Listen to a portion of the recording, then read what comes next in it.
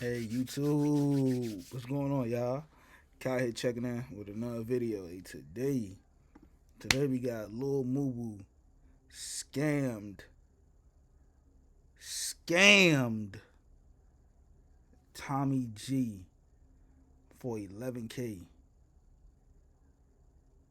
Let's go on to get into this video. Have you heard of this kid? My name is Matthew DeLuca. I go to the collegiate school. He's been cosplaying for a while now. I can never snitch.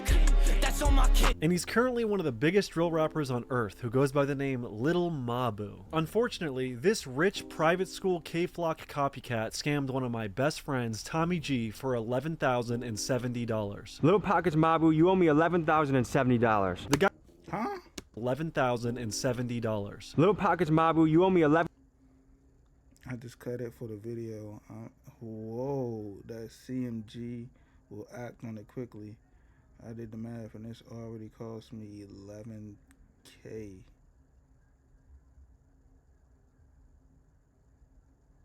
Is he signing CMG?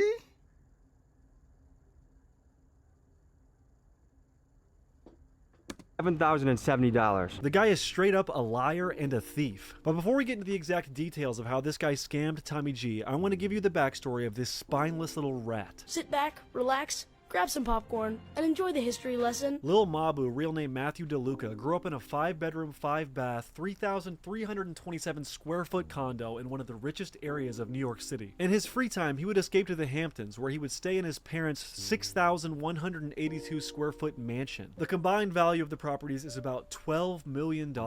And as it turns out, his father, Peter DeLuca, is just as big of a scamming douchebag as he is. In 1987, Lil Mabu's father married a woman named Jane, who he had a 13-month-old child with. One day she was holding the child when out of nowhere her townhome collapsed, crushing Jane and killing her child in her arms. In the hospital, she got a bunch of blood transfusions that ended up giving her hepatitis, and she had to undergo 13 surgeries to repair her broken body. She eventually received a $4 million settlement for her losses and injuries during the collapse of her home. And while all this was going on, Lil Mabu's father was hard at work, doing what the DeLucas do. Jane's husband Peter was manipulating her finances in a scheme to divorce her and leave her in physical, emotional, and financial ruin. He sued her for divorce in 1996, and she was bullied into a settlement in 1998 that left her with the house and $1 million, with her husband holding on to the rest of the approximately $10 million estate. Obviously a scummy and fucked up situation, but it makes you... Whoa.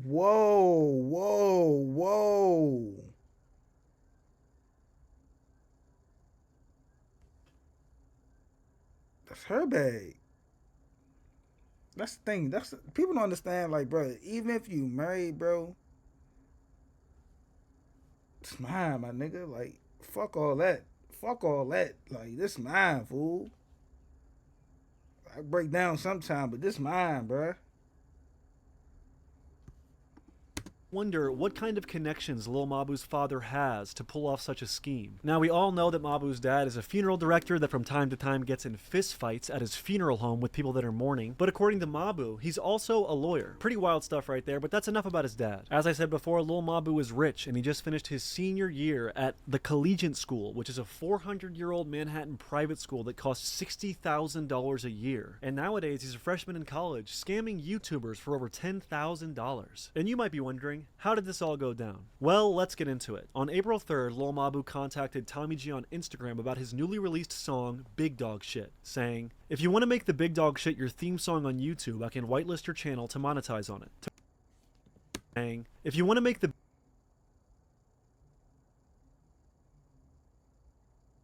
Big Dog Shit your theme song on YouTube, I can whitelist your channel to monetize on it." To which Tommy responds, "Ooh, that would be badass." Mabu answers back, "Bet, I got you," and Tommy goes ahead with their agreement. Tommy decided to put that song in a video that he knew would be one of his biggest. A video where he risked his life called The Most Wanted Drivers of New York. I say this just to emphasize that Tommy was doing Mabu a favor here. And at first, everything was cool. Tommy's video got about 2 million views in the first day and there was no copyright claims. But on the second day, Tommy gets a copyright claim from none other than Lil Mabu and Lil Art.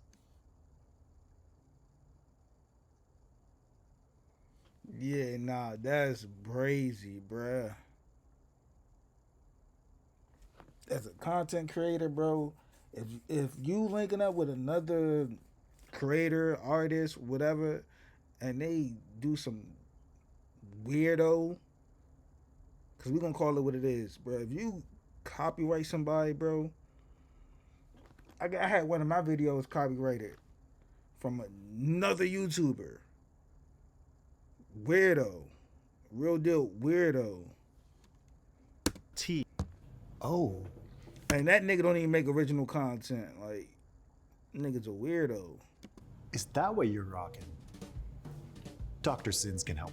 For the song Big Dog Shit that he used in the beginning of the video. This means all the ad revenue in the 30-minute plus video would go to Lil Mabu just for the 15 seconds of music he put in the beginning of the video. YouTube's copyright system is completely broken and fucked up, but that's not why we're here. Tommy reached out to the Lil Mabu and hopped on a phone call with him where he said that he was going to get his label Empire to take care of it immediately, and if worse comes to worse, he would reimburse him out of pocket. Oh no, I got you on the bread. Somehow he has like this new accent that he's picked up since private school. Some just call me misunderstood.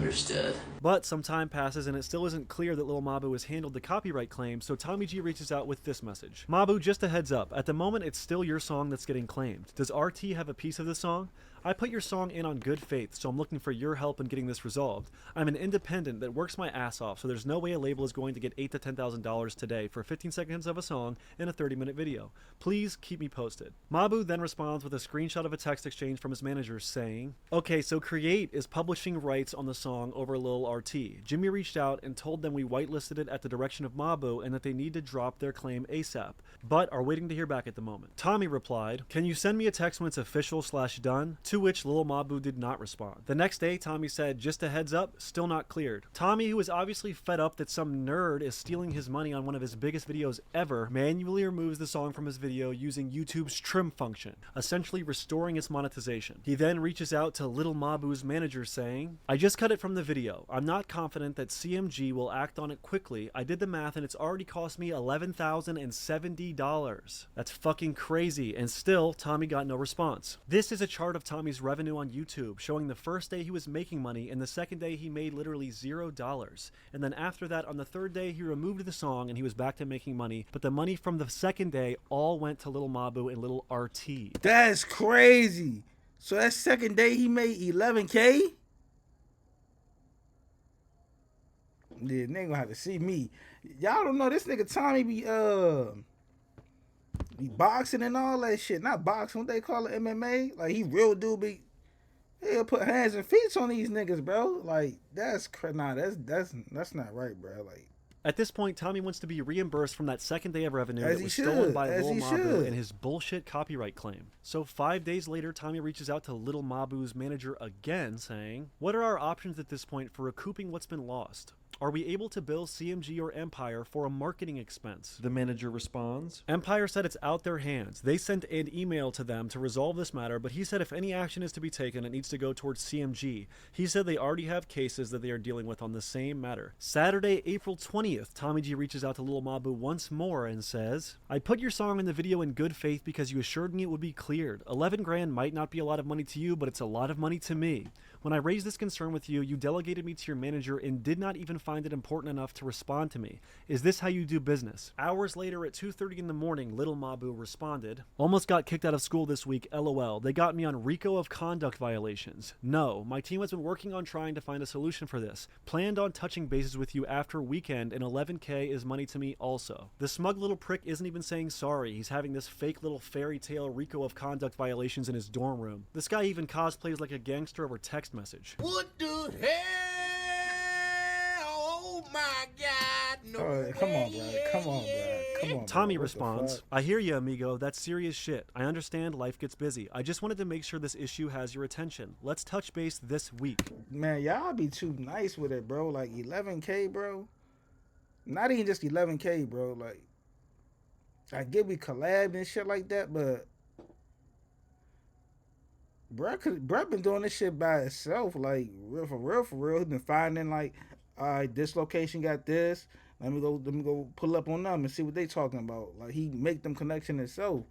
He really don't be needing nobody really major. Like, so for him to go in and like look out and be like, yeah, let me go on and get plugged in with some people in New York, because I didn't even see the video, but just to be plugged in with like, oh, let me go and tap in with them. And they say, all right, well, Lil Mabu coming. And it's like, all right, well, cool. That's y'all weird, bro. Tommy waited 4 days and still no response, so he texted him again. Mabu, I know you have good intentions and the situation was an accident. How about this? We meet in the middle and call it a day. We bill Empire/you for marketing. Tommy waits 3 more days, still no response. So Tommy sends another message. This will be my final text to you about this. The ball is in your court to take action in a way you see fitting to your ethics. Tommy got no response. So as of recording this, it has been about an entire month since Lil Mabu robbed Tommy G of $11,070. He has done nothing to rectify the situation and seems perfectly content screwing over a friend that is very close to me. And the reason I'm making this If you've ever dreamed of owning an apartment complex and you live near one of these cities, then you've got to see the same ad that I saw 3 years ago. This video is because Tommy does not deserve to be robbed like this. Lil Mabu is a disingenuous fraud, and so much of his image is built up off being an independent white kid that did it all himself. And frankly, as annoying as the situation is, it's hilarious how much of a liar Matthew really is. Last month in his DJ Academics interview, Lil Mabu was asked if he was signed, to which he replied this. So when you put out music, what's the entity that it comes out through? Young Genius Academy. But you're not like Universal? YGA? No.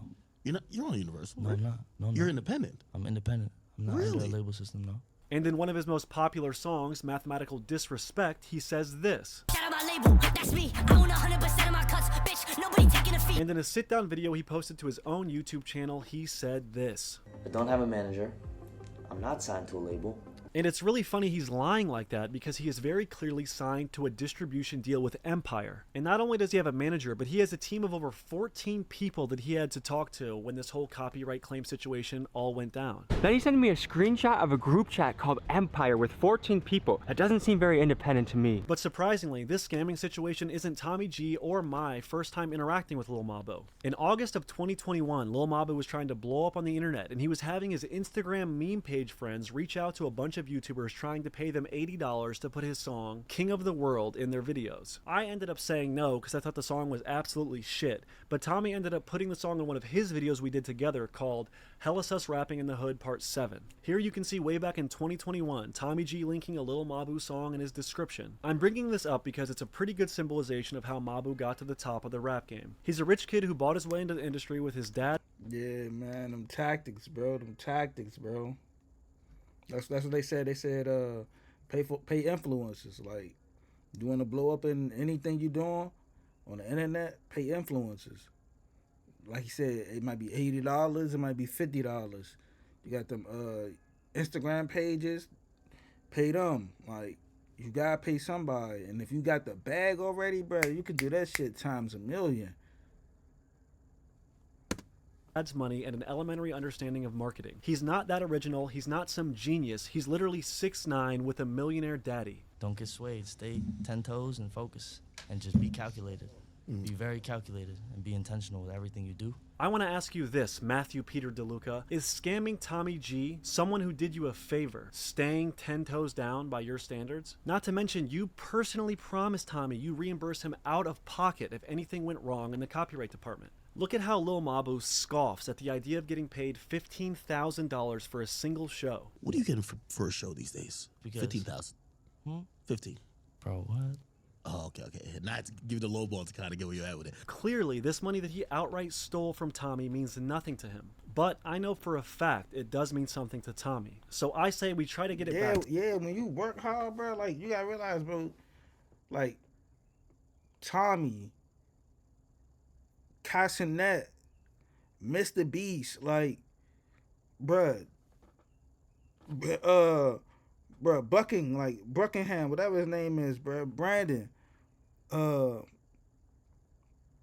they make real content. Like, they actually pull up the spots. Cassinet, he buys real studio. Mr. Beast buy real studios. Like, and come on, bro, real production. Like, this shit ain't free.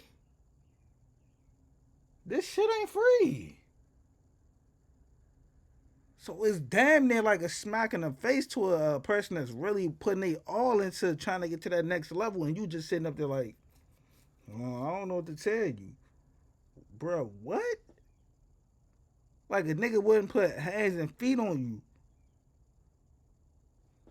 To him. And here's the thing, Tommy isn't going to pocket the money himself. He's going to use all the proceeds of this GoFundMe he created to fund youth wrestling in his hometown of Milwaukee. So if you want to support Tommy's GoFundMe, you can find the link in the description. I just They had wanted to wrestlers. close this presentation with some conclusions and takeaways. We can't let this little fucking dork screw over one of the good guys of YouTube. And to me, this whole situation is not only indicative of YouTube's broken copyright system, but also indicative of how shitty some people can be that get rich off social media. Thank you all for watching, and fuck Lil Mabu. Oh, so y'all gay. If you don't have the money, Mabu, ask your daddy for it, bitch.